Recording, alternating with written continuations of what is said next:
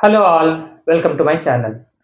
ఈరోజు heart attack వచ్చే ముందు మనకు హార్ట్ ఇచ్చే వార్నింగ్ సైన్స్ ఏంటో, వాటి సంకేతాలేంటో తెలుసుకుందాం. గుండెకు రక్తం సరఫరా చేసే రక్తనాళాలని ఆర్టరీస్ అంటారు. ఆ ఆర్టరీస్‌లో గుండా రక్తం సరఫరా అయి గుండెకు చేరుకున్నప్పుడు గుండె కండర పనితీరు మెరుగ్గా ఉంటుంది. కొన్ని సందర్భాల్లో రక్తంలో కొలెస్ట్రాల్ లెవెల్ ఎక్కువగా ఉండడం వల్ల, అందులోనూ బ్యాడ్ కొలెస్ట్రాల్ ఎక్కువగా ఉండడం వల్ల ఆ బ్యాడ్ కొలెస్ట్రాల్ రక్తనాళాల్లో పేరుకుపోతుంది.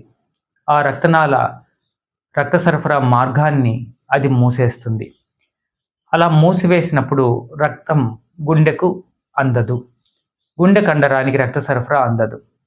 కొన్ని సందర్భాల్లో ఆ రక్తనాళ మార్గం పార్షియల్‌గా మూసివేయబడినా కానీ, రక్తంలో ఏదైనా బ్లడ్ క్లాట్స్ ఉన్నట్లయితే, ఆ బ్లడ్ క్లాట్ అక్కడ ఇరుక్కొని రక్త సరఫరా మార్గానికి అంతరాయం కలిగిస్తుంది. ఈ విధంగా గుండెకి ఎప్పుడైతే రక్తం సరిగా అందదో, అది హార్ట్ అటాక్‌కి కారణమవుతుంది. ఈ హార్ట్ అటాక్ వచ్చే ముందు గుండె కొన్ని సంకేతాలు మనకి ఇస్తుంది. Warning signs. కొన్ని రోజుల ముందు కావచ్చు, కొన్ని గంటల ముందు కావచ్చు, కొన్ని నిమిషాల ముందు కావచ్చు, విపరీతమైన చెస్ట్ పెయిన్ అనేది ఇస్తుంది. ఆ చెస్ట్ పెయిన్ గ్యాస్ ప్రాబ్లమ్ విపరీతంగా ఉండే వాళ్ళకి ఏ విధంగా పట్టేసినట్టు, స్క్వీజ్ చేసినట్టు ఉంటుందో ఆ విధంగా ఉంటుంది. అది కూడా అది జీర్ణాశయం పైన చెస్ట్ మధ్య భాగంలో పెయిన్ అనేది వస్తుంది.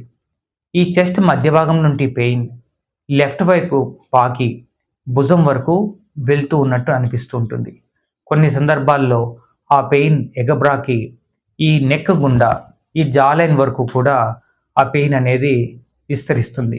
కొన్ని సందర్భాల్లో 2 భుజాలు కూడా పెయిన్ ఇస్తాది. కొన్ని సందర్భాల్లో ఈ అప్పర్ బ్యాక్ కూడా పెయిన్ ఇస్తుంది. సో, ఈ విధంగా ఈ చెస్ట్ పెయిన్ మనం అబ్జర్వ్ చేసినప్పుడు ఖచ్చితంగా మనం డాక్టర్‌ని సంప్రదించాలి. హార్ట్ అటాక్ వచ్చే ముందు షార్ట్ బ్రీతింగ్ అంటారు. ఊపిరి సరిగా తీసుకోలేరు. వచ్చే ముందు కావచ్చు, లేదా కొన్ని నిమిషాలు, కొన్ని గంటల ముందు కావచ్చు, కొన్ని రోజుల ముందు కావచ్చు.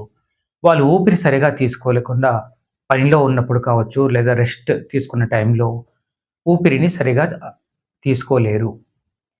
అంతేకాదు కోల్డ్ స్వెట్ అంటారు. అన్‌ఎక్స్‌పెక్టెడ్‌గా సడెన్‌గా విపరీతమైన చెమటలు పట్టేస్తాయి.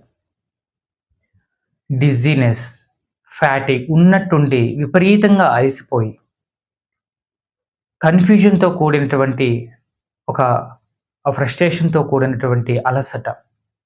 దీన్ని అబ్జర్వ్ చేస్తుంటారు. కొన్ని సందర్భాల్లో ఎటువంటి చెస్ట్ పెయిన్ అబ్జర్వ్ చేయరు. మనం వింటూ ఉంటాం, వితౌట్ ఎనీ చెస్ట్ పెయిన్ స్లీప్‌లో హార్ట్ అటాక్ వచ్చింది అని. అది అలా ఎందుకు జరుగుతుంది అంటే, ఈ డయాబెటిస్ ఉన్న వాళ్ళకి ఈ సింప్టమ్ చెస్ట్ పెయిన్ అనేది కొన్ని సందర్భాల్లో రాదు.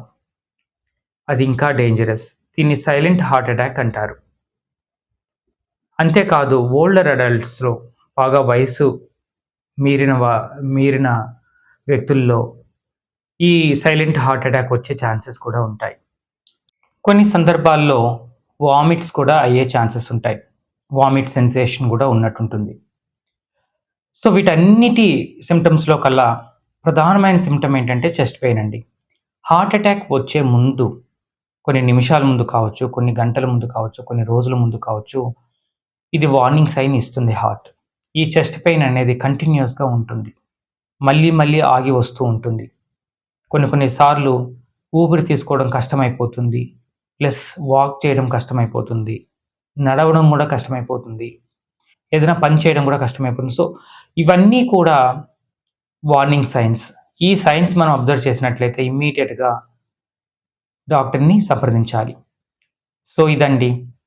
జాగ్రత్తగా ఉంటూ, మంచి ఆహారం తీసుకుంటూ, మంచి డైట్‌ని ఫాలో అవుతూ, మానసికంగా ప్రశాంతంగా ఉంటూ, హ్యాపీగా ఆరోగ్యాన్ని పొందుతూ, హ్యాపీ లైఫ్‌ని ఎవరైతే ఆనందంగా అనుభవిస్తూ ఉంటారో, వాళ్ళకు హార్ట్ అటాక్స్ వచ్చే ఛాన్సెస్ అనేవి ఉండవు. హెచ్‌డీఎల్ ఎప్పుడూ కూడా ఆహారంలో ఎక్కువగా ఉన్నట్లు చూసుకున్నట్లయితే, ఒకవేళ ఆర్టరీస్‌లో ఏర్పడిన బ్లాకేజెస్ ఏవైతే ఉన్నాయో, కొలెస్ట్రాల్ బ్లాకేజెస్, అవి టైమ్ టు టైమ్ రిమూవ్ చేయడానికి ఈ హెచ్‌డీఎల్ ఎంతగానో ఉపయోగపడుతుంది. ఈ హెచ్‌డీఎల్ ఒమెగా 3 ఫ్యాటీ యాసిడ్స్‌లో దొరుకుతుంది. చేపల్లో ఎక్కువగా ఉంటుంది. మనం తినే ఆహారంలో ఫ్లాక్స్ సీడ్స్ కావచ్చు, చియా సీడ్స్ కావచ్చు, వీటిలో కూడా ఎక్కువగానే ఉంటుంది. కాబట్టి మంచి ఆహారం తీసుకుంటూ ఆరోగ్యాన్ని పొందుతారని ఆశిస్తున్నాను. Thank you very much.